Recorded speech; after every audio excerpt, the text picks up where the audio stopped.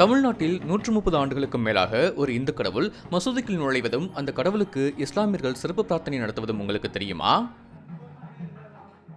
இந்து கடவுளுக்கு இஸ்லாமியர்கள் மேலதாளங்களுடன் வரவேற்பு கொடுக்கும் நிகழ்ச்சியான காட்சி இது.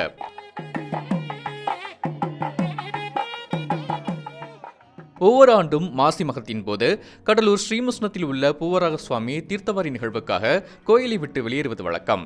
இங்கிருந்து புறப்படும் இந்த கடவுளை வழிநடுக பக்தர்கள் கூடி வணங்குகின்றனர். இறுதியாக கிள்ளை கடற்கரைக்கு போகும் முன் அருகே உள்ள தைக்கால் பகுதியில் உள்ள இந்த மசூதிக்கும் இந்து கடவுள் கொண்டு செல்லப்படுகிறது.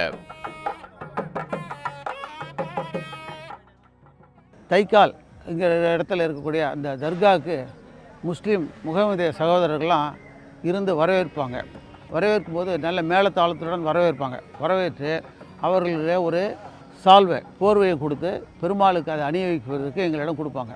நாங்கள் வாங்கி அதை பெருமாளுக்கு அணிவித்து கற்பூர ஆரத்தி ஏற்றுக்கொண்டு அவர்கள் கொடுக்கக்கூடிய அந்த சர்க்கரையை பெருமாளுக்கு கண்டறலை பண்ணி நைவேத்தியம் பண்ணி மீண்டும் அவருக்கு அந்த மாலையையும் அந்த சால்வையும் திருப்பி அவங்கக்கிட்ட திருப்பி கொடுப்போம். இந்துக்களும் முஸ்லீம்களும் சேர்ந்து பரிவாரத்துடன் அங்கே போய் என்ன பண்ணுவோம்னாக்கா அந்த மாலையை அவங்களுக்கு அந்த மரியாதையை கொடுத்து இந்த சர்க்கரையை விநியோகம் பண்ணுவாங்க.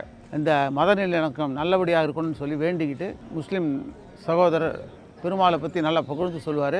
இந்த மத நல்லிணக்கத்திற்காக நாங்கள் அனைத்து பேர்களும் சேர்ந்து செய்யும் இந்த நல்ல பிரார்த்தனைகளை ஏற்றுக்கொள்வாயாக.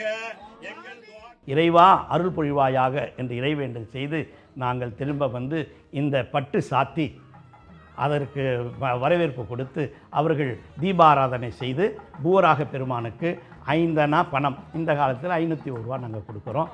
5 தேங்காய்கள், 5 படி அரிசி, 5 மரக்கால், 5 படி அரிசி, அதற்கான இதை செய்து அவர்களுக்கு வழங்குவோம். இவைகளெல்லாம் தர்கா சார்பாக ஜாதி மத இன நிற பேதம் இல்லாமல், ஏழை பணக்கார என்ற வித்தியாசம் இல்லாமல் எல்லோரும் கிடைக்க வேண்டும் என்று நாங்கள் செய்திருப்பது தான் இதனுடைய வரலாற்று சுருக்கமாகும். முகமது சுல்தான் அவருக்கு எழுத்து போட்டிருக்கிறதுல சீல், இதெல்லாம் அங்கே காலத்து அந்த ஒரிஜினல் சீல் போட்டாங்க. இவரோட சீல் போட்டு இதுதான் ஒரிஜினல் சீல். வரலாற்று தரவுகள் படி 1891 ஆண்டு முதலே இந்த பாரம்பரியம் தொன்று நடைபெற்று வருகிறது. ஆனால் கிட்டத்தட்ட 200-300 ஆண்டுகளுக்கு மேலாக இந்த பாரம்பரியம் நடந்து வருவதாக இஸ்லாமியர்கள் கூறுகின்றனர். 1891 காலத்து ரிகார்ட் இது அந்த குடும்பத்தை சேர்ந்தவர்களுக்கு வழங்கப்பட்டது. அதற்காக என்ன கொடுத்துருக்காங்க, அந்த குடும்பத்தார் தங்கள் குடும்பத்தார்களுக்கு ஆஸ் எ உயில் சட்டப்பூர்வமாக நீங்கள் இது செய்யணும், தர்காவில் போய் நாட்டு சக்கரை கொடுக்கணும், அவங்களுக்கு செய்யணும், உங்களுக்கு இதை தான் செய்யணும், அங்கே மண்டகப்படி அப்படி கட்டணும், அதற்காக இது செய்து கொடுத்துருக்கிறேன் அப்படின்னு சொல்லி கொடுக்குறாங்க. குறிப்பாக ஸ்ரீமுஷ்ணத்திலிருந்து முதல் பத்திரிகை இங்கே தான் வரும். ஆகவே சுற்று வட்டார கிராமங்கள்லாம் சாமி எப்பொழுது வருகிறது, அதில் என்னென்ன நடக்க இருக்கிறது என்று எங்கள் அலுவலகத்தில், தர்கா அலுவலகம் என்ற இந்த அலுவலகத்தில் கேட்டு தெரிந்து கொள்வார்கள். அவர்கள் கோயிலில் எது நடந்தாலும் முதல் பத்திரிகையாக எங்களுக்கு வைத்து நாங்கள் அவர்களுக்கு சீர்வரிசை எடுத்துக்கொண்டு போய் கோயில் திருவிழாக்களில், கோயில் கும்பாபிஷேகம் நடக்கும் இடங்களில் அங்கு போய் செலுத்தி வருவோம்.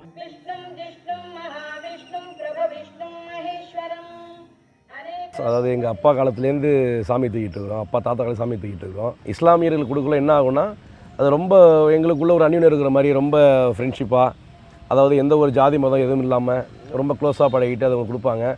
தொடர்ந்து இந்த அன்பும் சகோதரத்துவமும் உறவு முறை சொல்லி கூப்பிட்டு கொள்ள மாப்பிள்ளை, மச்சான், மாமா நல்லா இருக்கீங்களா அப்படின்னு கேட்குற அளவில் நாங்கள் அன்பாக பாராட்டினால இந்த வட்டாரத்தில் எந்தவித மத மோதல்களோ அல்லது பிரச்சனைகளோ ஏற்பட்டதில்லை. நாட்டில் அனைவரும் நலமுடன் இருக்க இந்த மத நல்லிணக்க பிரார்த்தனையை மேற்கொள்வதாக இந்துக்களும் இஸ்லாமியர்களும் கூறுகின்றனர். மதங்களை கடந்து மனிதநேயத்தை வளர்க்கும் விதமாக நடைபெறும் இதுபோன்ற நிகழ்வுகள் தமிழ்நாட்டின் மத நல்லிணக்கத்தை வெளிப்படுத்துவதாய் உள்ளது.